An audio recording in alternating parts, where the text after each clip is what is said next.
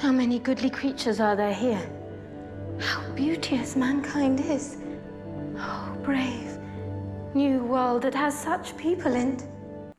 Oh, brave new world that has such people in it.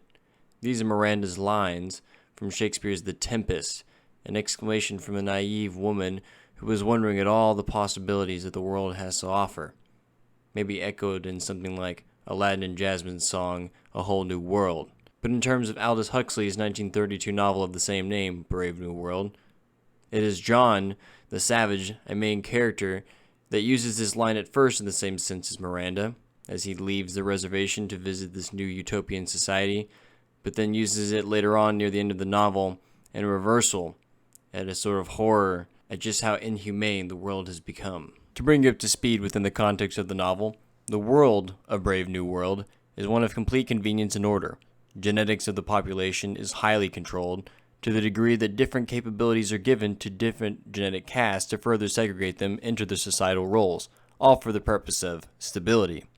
The family unit is no more, as the state or society now grows the human population in test tubes from embryo onwards, and are then blasted with MK Ultra-like hypnopedic, aka sleep teaching, mantras to cultivate a particular type of perception and cognition within the society. Characters in the novel piously and religiously recite their mantras, many of them ridiculous and often juvenile sounding with bland rhyme schemes to make them appear sententious. Everyone works for everyone. We can't do without anyone. Even epsilons are useful. We couldn't do it without epsilons. 62,400 repetitions make one truth. 1 cubic centimeters cures 10 gloomy sentiments. And do remember that a gram is better than a dam. Build back better. No, wait.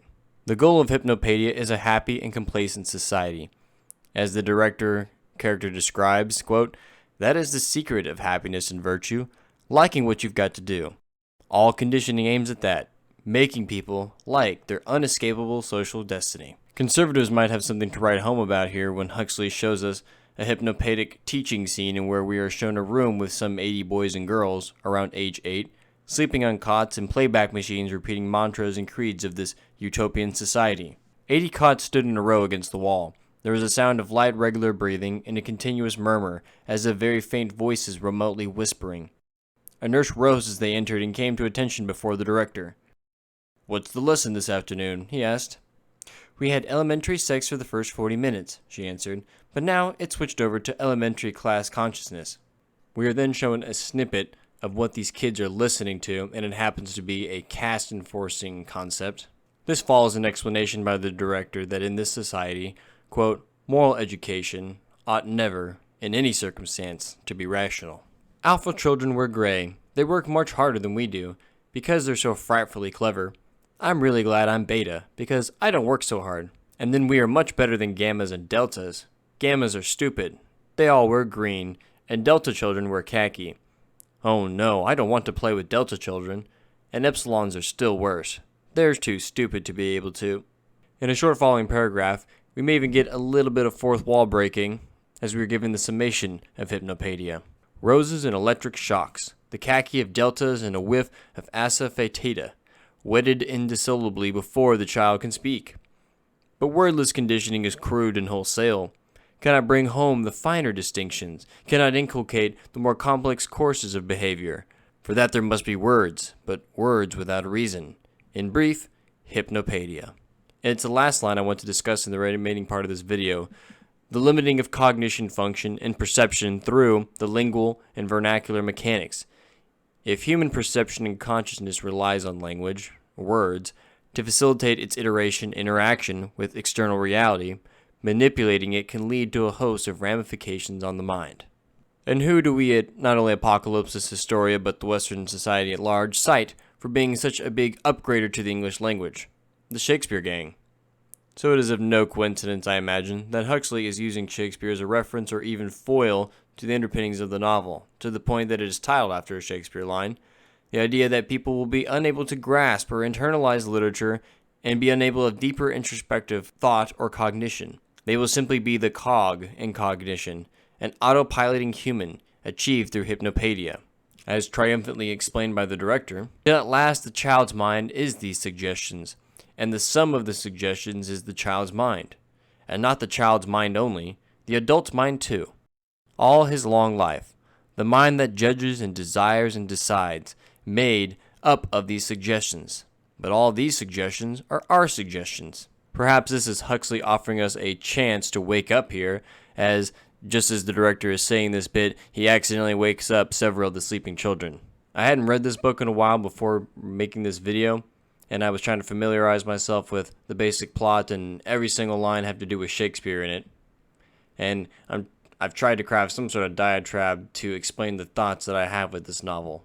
A main character, John the Savage, is a man born from a utopian parent, but raised in a quasi-American Indian Christian culture, and also familiar with the works of Shakespeare, as he has found a worn copy, and is the character who actually sees merit in engaging with literature, or as I would argue, other Marshall McLuhan cold medium forms of media. John will quote Shakespeare, read each other utopians, and even have a discussion with the controller on the subject towards the end of the novel. For context, things like Shakespeare have been done away with, and the lava hottest of mediums, via McLuhan, are realized in entertainment called the Feelies. And a Feely concert would almost be identical maybe to something like an Electric Wonderland concert on Mario's Magic Mushrooms, with trance music and visuals and flowing drugs to heighten the collective experience. It was a little eerie to see the stanza, "For I am you and you are I," coming from one of these concerts' operators in the novel, sound exactly like what a new age DJ would say in a pivotal moment in an EDM concert. You know, something like, "We are all one," or "We're all fractals of gods," or some other such variation. And here's a closing paragraph of one of these concerts where a troupe of dancers are on the stage repeatedly saying "Orgy Porgy" over again. "Orgy Porgy, forward and fun, kiss the girls and make them one. Boys at one with girls at peace, Orgy Porgy gives release." Orgy Porgy, the dancers caught up the liturgical refrain. "Orgy Porgy, forward and fun, kiss the girls." And as they sang, the lights began to slowly to fade and at the same time to grow warmer, richer, redder, until at last they were dancing in the crimson twilight of an embryo store. Orgy Porgy. In their blood-colored and field darkness, the dancers continued for a while to circulate, to beat, and beat out the indefatigable rhythm. Orgy Porgy. Then the circle wavered, broke, fell in partial disintegration on the ring of couches which surrounded circle enclosing circle, the table and its planetary chairs. Orgy Porgy. And honestly, this last line is like one of the scariest parts of this whole concert thing. Tenderly the deep voice crooned and cooed.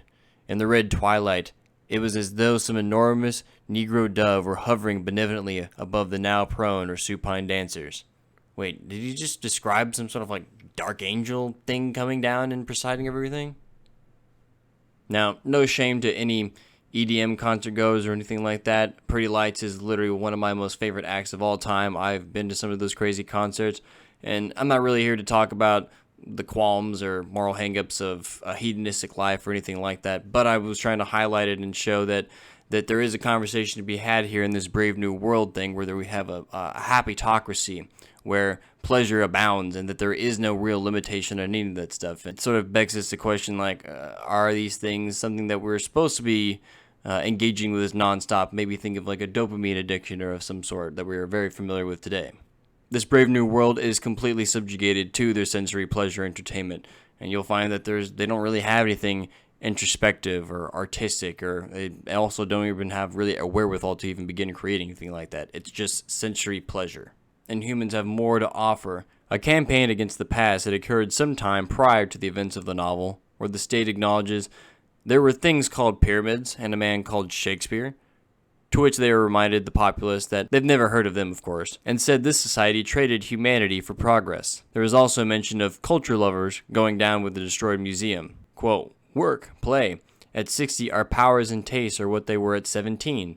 Old men in the bad old days used to renounce, retire, take to religion, spend their time reading, thinking. Take a holiday from reality whenever you like, and come back without so much as a headache or a mythology. Now such is progress. The old men work, the old men copulate, the old men have no time, no leisure from pleasure, not a moment to sit down and think, or if ever by some unlucky chance such a crevice of time should yawn in the solid substance of their distractions, there is always Soma." In a scene where John the Savage is asking about aspects about the Brave New World, Utopia, he asks, "Do they read Shakespeare?" asked the Savage as they walked on their way to the biochemical laboratories, past the school library. "Certainly not," said the headmistress, blushing.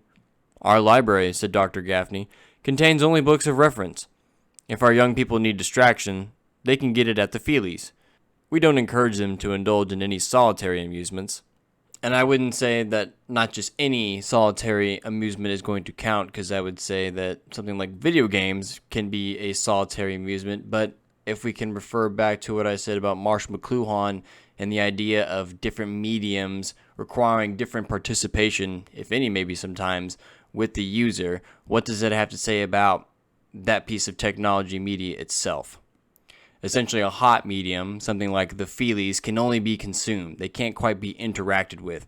Much like a TV, if you're watching a sports game, you're not interacting with the sport game phenomenon actually happening. You're actually just suspending and taking the information as it's happening. You're not manipulating or quite engaging. It's just receiving. It's just consumption.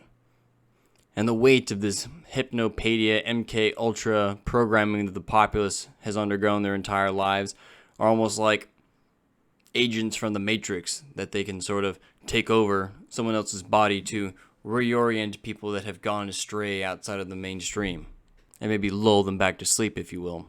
To demonstrate this idea, there's a scene that John the Savage is reading Shakespeare to two of his friends, Bernard Marx, who was the main character up until a certain point, and their friend Helmholtz. And during this reading, Helmholtz, who Bernard Marx has been sort of jealous of the entire novel up to this point, is actually being captivated by some of this Shakespeare reading. And Bernard will feel a need to interrupt. Quote, "Orgy porgy," said Bernard, interrupting the reading with a loud, unpleasant laugh. It's just a solidarity service hymn. He was revenging himself on his two friends for liking one another more than they liked him. In the course of their next 2 or 3 meetings, he frequently repeated this little act of vengeance. It was simple, and, since both Helmholtz and the Savage were dreadfully pained by the shattering and defilement of a favorite poetic crystal, extremely effective. In the end, Helmholtz threatened to kick him out of the room if he ever dared to interrupt again. Bernard's insecurities, in a sort of Nietzschean fashion of being unable to cope, externalizes his inability to partake in the Shakespeare reading. He's essentially unable to comprehend the reading of it, and his insecurity has him blurt out those pre-programmed suggestions at an attempt to regain his perceived lack of power. Bernard shouting, "Orgy porgy," reminds me of a Clockwork Orange Droog speech. Futuristic slang devoid of meaning outside gang context, and often crassly insinuating. To me, it sounds an awful like a modern iPad child spasming skibbity toilet or gat. But I'll take off my boomer hat now. But despite Helmholtz's prior caution, he too ultimately interrupts the reading of Shakespeare's Romeo and Juliet in the subsequent scene. He dismisses the impetus behind all of Shakespeare's stories of motherhood and fatherhood and courting love, viewing them as utterly absurd. Quote, "The Savage was reading Romeo and Juliet aloud, reading, for all the time he was seeing himself as Romeo and Lenita as Juliet, with an intense and quivering passion. Helmholtz had listened to the scene of the lovers' first meeting with a puzzled interest. The scene in the orchard had delighted him with its poetry, but the sentiments expressed had made him smile. Getting into such a state about having a girl, it seemed rather ridiculous. But taken detail by verbal detail, what a superb piece of emotional engineering. That old fellow," he said, "he makes our best propaganda technicians look absolutely silly." The Savage smiled triumphantly and resumed his reading. All went tolerably well until, in the last scene of the third act, Capulet and Lady Capulet began to bully Juliet to marry Paris. Helmholtz has been restless throughout the entire scene, but when pathetically mimed by the Savage, Juliet cried out, "Is there no pity sitting in the clouds, that sees into the bottom of my grief? O sweet my mother, cast me not away, delay this marriage for a month, a week, or if you do not, make the bridal bed in that dim monument where Tybalt lies." When Juliet said this, Helmholtz broke out into an explosion of uncontrollable guffawing. The mother and father, grotesque obscenity, forcing the daughter to have someone she didn't want, and the idiotic girl not saying that she was having someone else whom, for the moment at any rate, she preferred. In its smutty absurdity, the situation was irresistibly comical. He had managed, with a heroic effort, to hold down the mounting pressure of his hilarity, but "sweet mother," in the Savage's tremulous tone of anguish, and the reference to Tybalt lying dead, but evidently uncremated and wasting his phosphorus on a dim monument, were too much for him. He laughed and laughed till the tears streamed down his face, quenchlessly laughed while, pale with a sense of outrage, the Savage looked at him over the top of the book and then as the laughter still continued, closed it indignantly, got up, and with the gesture of one who removes the pearl before the swine, locked it away in its drawers. And yet, said Helmholtz when, having recovered enough breath to apologize, he had mollified the savage into listening to his explanation. I know quite well that one needs ridiculous, mad situations like that. One can't write really well about anything else. Why was that old fellow such a marvelous propaganda technician? Because he had so many insane, excruciating things to get excited about. You've got to be hurt and upset. Otherwise, you can't think of the really good, penetrating, X-rayish phrases. But fathers and mothers... He shook his head. You can't expect me to keep a straight face about fathers and mothers. And who's going to get excited about a boy having a girl or not having her? Some of the usual commenters might understand my little ticklishness at hearing Huxley and these characters called Shakespeare the best propaganda technician. It hits a little close to home here. And I will add that there is another maybe small Shakespeare authorship question Easter egg here, and that one of the Feely studios is named Henslow Feely Studio. Anyways, near the end of the novel, John meets a controller who is also familiar with Shakespeare, but also discloses that they cannot share Shakespeare with the public because it would not only be harmful to the society's stability, but is also pointless, as its emotional currency has no buy-in with the populace, per Bernard and Helmholtz's reaction I mentioned earlier. To quote, "But why is it prohibited?" asked the savage. In the excitement of meeting a man who had read Shakespeare, he had momentarily forgotten everything else. The controller shrugged his shoulders. "Because it's old. That's the chief reason. We haven't any use for old things here. Even when they're beautiful? Particularly when they're beautiful. Beauty is attractive. And we don't want people to be attracted by old things. We want them to like the new ones. But the new ones are so stupid and horrible. Those plays where there's nothing but helicopters flying about and you feel the people kissing." He made a grimace. "Goats and monkeys." Only in Othello's words could he find an adequate vehicle for his contempt and hatred. "Nice tame animals, anyhow," the controller murmured parenthetically. "Why don't you let them see Othello instead?" "I told you, it's old. Besides, they couldn't understand it." Yes, that was true. He had remembered how Helmholtz had laughed at Romeo and Juliet. "Well then," he said after a pause, "something new that's like Othello and that they could understand." "That's what we've all been wanting to write," said Helmholtz, breaking a long silence. "And that's what you never will write," said the controller, "because if it were really like Othello, nobody would understand it, however new it might be.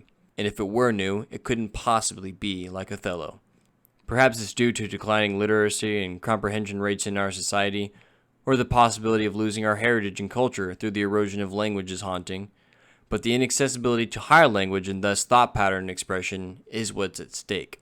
When John first uses the phrase, "Oh brave new world," as he's headed off with Bernard for the first time to see the brave new world futuristic society, Bernard makes the remark that John has a most peculiar way of talking, archaic Shakespeare lines falling on tone-deaf ears, perhaps not an entirely foreign concept in today's time. And past a certain point, if nefarious actors had their way, would we even be able to see out of it? As it was touched on earlier, the controller exclaims the hypnopedia teachings force the civilians to operate on suggestions given by the state at all times. Controlled words, vocabulary, access, meanings, delivery, since birth, to control the human condition. It is a big idea, a new world order, where diverse nations are drawn together in common cause to achieve the universal aspirations of mankind: peace and security, freedom, and the rule of law. Such is a world worthy of our struggle and worthy of our children's future. John remarks that words become like magic to him. Cognitive expression or realization, awareness, consciousness. To lose the language would be almost to lose the magic, and that's both good and bad. John and the controller will continue their conversation on the merits of Shakespeare. "Why not?" "Yes, why not?" Helmholtz repeated. He too was forgetting the unpleasant realities of the situation.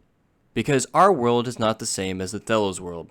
You can't make flivvers without steel, and you can't make tragedies without social instability. The world's stable now. People are happy. They get what they want, and they never want what they can't get. They're well off. They're safe. They're never ill. They're not afraid of death. They're blissfully ignorant of passion and old age. They're plagued with no mothers or fathers. They've got no wives or children or lovers to feel strongly about. They're so conditioned that they practically can't help behaving as though they ought to behave. And if anything should go wrong, there's Soma, which you go and chuck out of the window in the name of liberty, Mr. Savage. Liberty! He laughed. Expecting deltas to know what liberty is, and now expecting him to understand Othello? My good boy. The Savage was silent for a little. All the same, he insisted obstinately. Othello's good. Othello's better than those feelies. Of course it is, the controller agreed. But that's the price we have to pay for stability. You've got to choose between happiness and what people used to call high art. We've sacrificed the high art. We have the feelies and the scent organ instead. But they don't mean anything. They mean themselves. They mean a lot of agreeable sensations to the audience. But they're told by an idiot. The controller laughed. You're not being very polite to your friend, Mr. Watson, one of our most distinguished emotional engineers. But he's right, said Helmholtz gloomily, because it is idiotic, writing when there's nothing to say. Precisely, but that requires the most enormous ingenuity. You're making flivvers of the absolute minimum of steel, works of art out of practically nothing but pure sensation. The Savage shook his head. It all seems to me quite horrible. Of course it does. Actual happiness always looks pretty squalid in comparison with the overcompensations for misery. And of course, stability isn't nearly so spectacular as instability.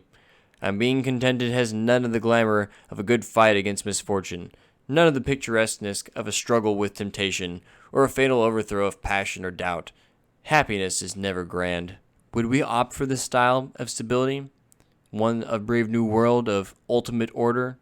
If, as in what they apparently say happened in the novel, if anthrax bombs dropped on our heads? Would we maybe think not twice about doing something like that if some horrid thing were to happen or occur to us? Man, that's a heavy question to answer.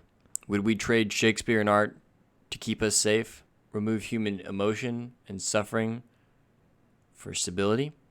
Continue again. Do you remember that bit in King Lear? Said the Savage at last. The gods are just, and of our pleasant vices make instruments to plague us. The dark and vicious place where thee he got cost him his eyes. And Edmund answers, you remember, he's wounded, he's dying. And Edmund answers, you remember, he's wounded, he's dying. Thou hast spoken right, 'tis true. The wheel hath come full circle. I am here. What about now? Doesn't there seem to be a God managing things, punishing, rewarding? Well, does there? Questioned the controller in his turn. You can indulge in any number of pleasant vices with a free margin and run no risks of having your eyes put out by your son's mistress. The wheel has come full circle. I am here. But where would Edmund be nowadays? Sitting in a pneumatic chair, with his arm round a girl's waist, sucking away at his sex hormone chewing gum and looking at the feelies.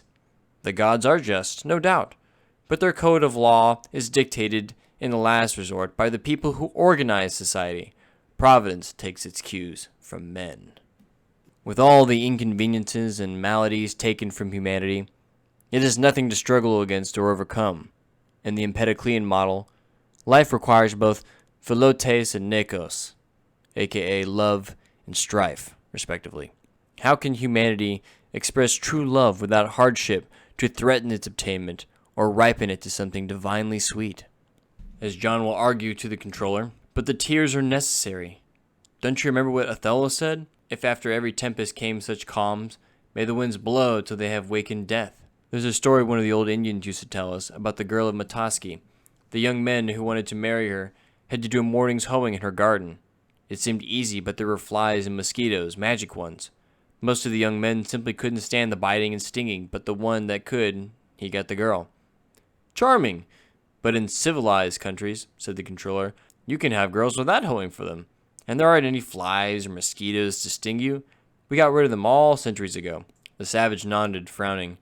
You got rid of them. Yes, that's just like you. Getting rid of everything unpleasant instead of learning to put up with it. Whether 'tis better in the mind to suffer the slings and arrows of outrageous fortune, or to take arms against the sea of troubles, or by opposing in them. But you don't do either. Neither suffer nor oppose. You just abolish the slings and arrows. It's too easy. John the Savage in the end will claim the right to be unhappy, to experience the highs and lows of the human condition. Maybe as Shakespeare's Epamantis would agree, to live and love thy misery. Unfortunately, John doesn't do that quite either. He dies, and there's a total world order, literally, of the entire society.